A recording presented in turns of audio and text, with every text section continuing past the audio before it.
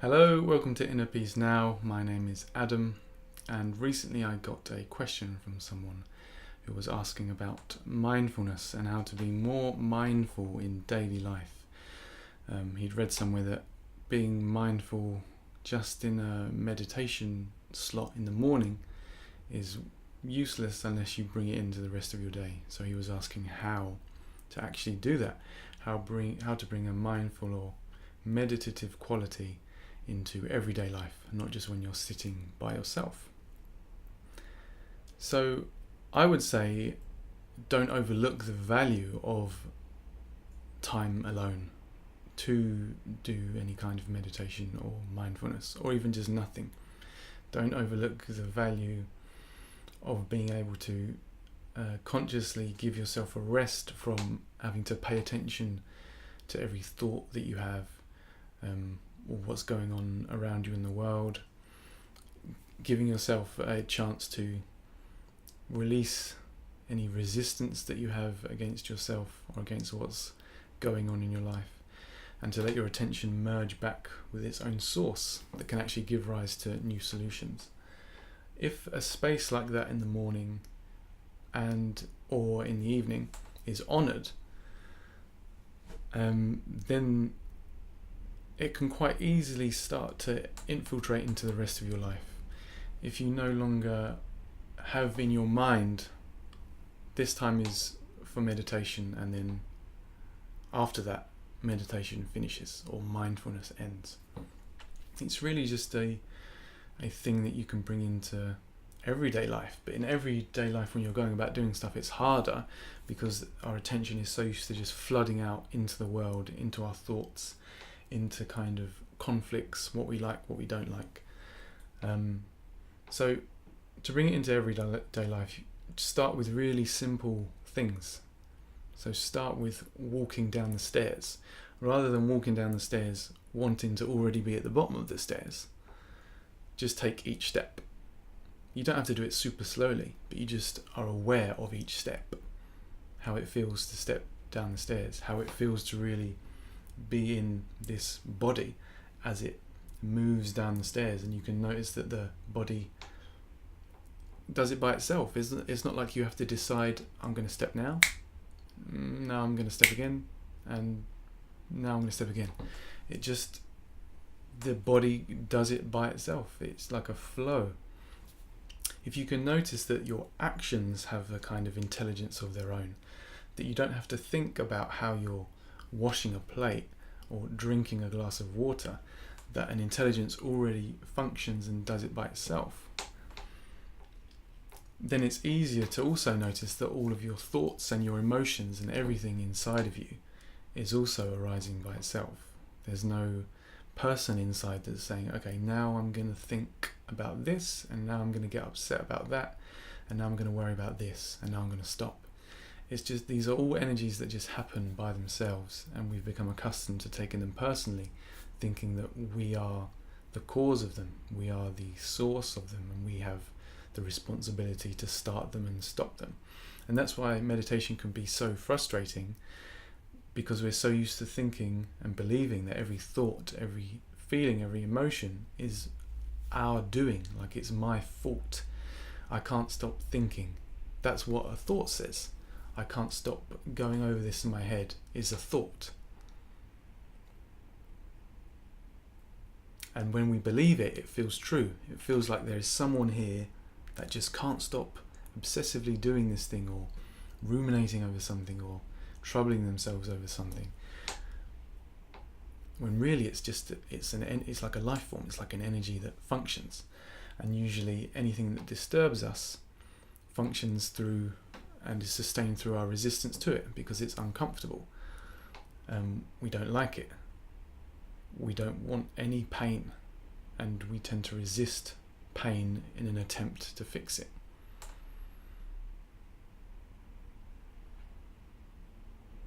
So you can experiment with no longer resisting how you're feeling just as you walk down the stairs.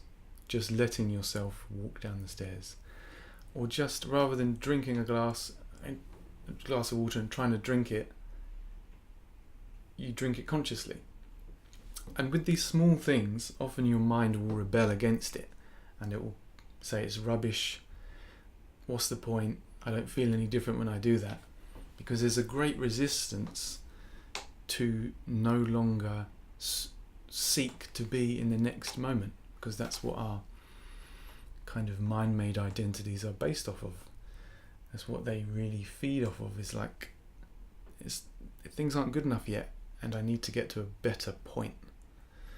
And there's nothing wrong with drinking a glass of water or progressing in a career, but we have a habit of always trying to rush to the next bit and then the next bit and the next bit, never satisfied now, and thinking that all of our action has to be motivated by dissatisfaction rather than action being natural inspiration or kind of creative desires of what we want to create, rather than what holes inside us we want to fill.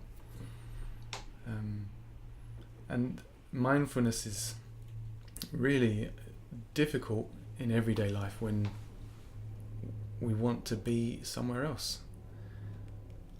When we have a picture in our minds that says, I am here and I want to be here. And it's a habit that we have. The mind always wants something else. It wants to be somewhere else rather than where it thinks that it is now. Not even necessarily where it is now, but where it thinks that it is now. It has an interpretation of where you are, maybe where you are in life or where you are physically. And then there's a conflict, a resistance to that, and a apparent desire to be somewhere else. And mindfulness, I suppose, is letting that rest for a bit and realizing that everything functions, and you actually have more inspiration and creativity and more clarity and an ability to act more effectively when you aren't fighting against yourself and when you aren't fighting against life. So start with small things, really insignificant things that normally get overlooked. At first it feels maybe like your mind will be saying you're not doing it right because you feel still like uncomfortable or you don't feel at peace. But that's just another mind trick really to keep you thinking about yourself and how you should be doing things better and how you're not quite there yet, or not quite good enough yet, and there's still something missing.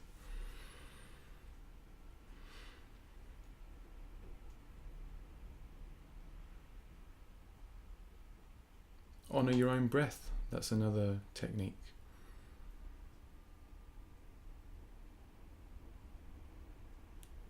And honour time where you're not doing things, even if you have 5 minutes. Rather than habitually just going online or doing something. If you have 5 minutes, even 20 is really good. If you have 5 minutes, notice any discomfort that you have right now. You can even do it now. If there's anything uncomfortable in you that is like squirming or criticizing yourself or another person or this video, just notice what it's doing. And notice that it's an energy arising in you that flares up even more when it's kind of seen. And this discomfort to the moment is what promotes so much stress and a kind of lack of conscious movement or conscious living or mindfulness. It's a discomfort with ourselves, who we think we are, and what we think our lives are. So welcome the discomfort, because it's trying to make things better, it's trying to make you better, it's trying to make your life better in some way. Welcome any agitation that you feel. And then it's like you don't have to fix your own agitation, if there is any. It's not really yours anymore. There's a space around it. And it stops being so threatening if you welcome it as something that's trying to help.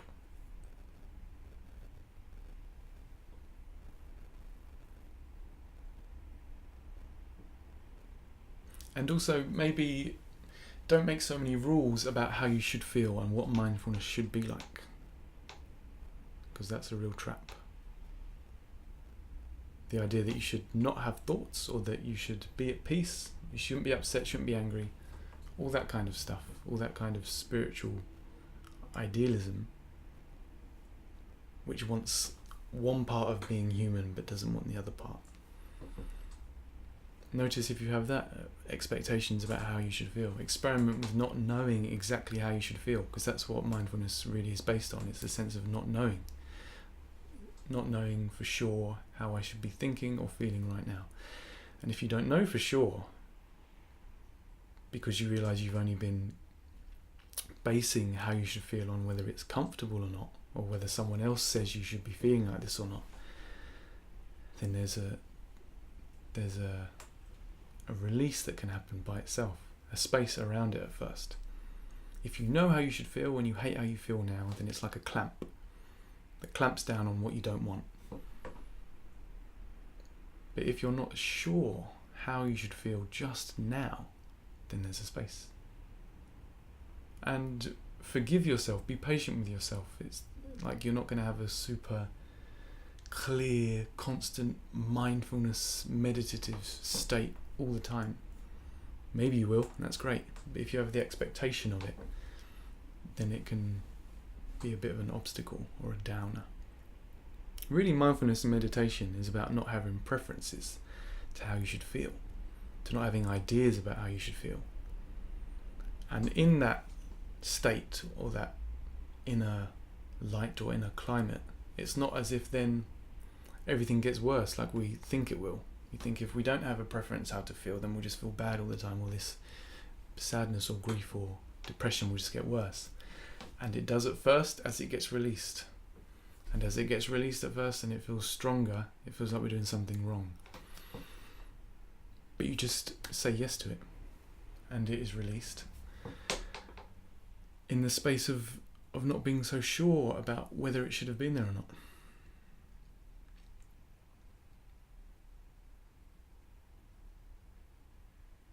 If you can give yourself a chance to be human and experience all human emotions, then it's like they don't have ground to stand on anymore. Certainly not the negative things that seem to come from almost outside and land and stick onto you. And then your thoughts and your impulses and your energies become much more from inside. They become more creative rather than coming from imprints that have been left from the past and that have stuck there through our resistance to them. Everything wants to move.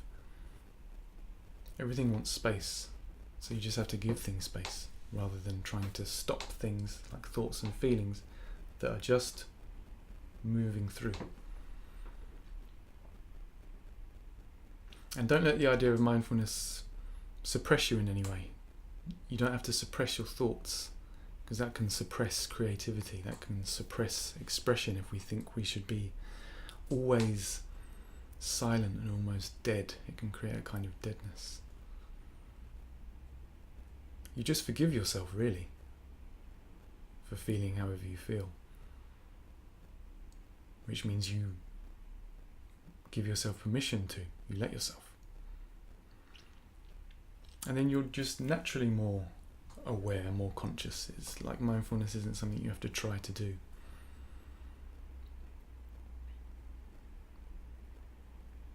And when thoughts come, you don't have to obstruct them or make rules for yourself about what thoughts should or should not come.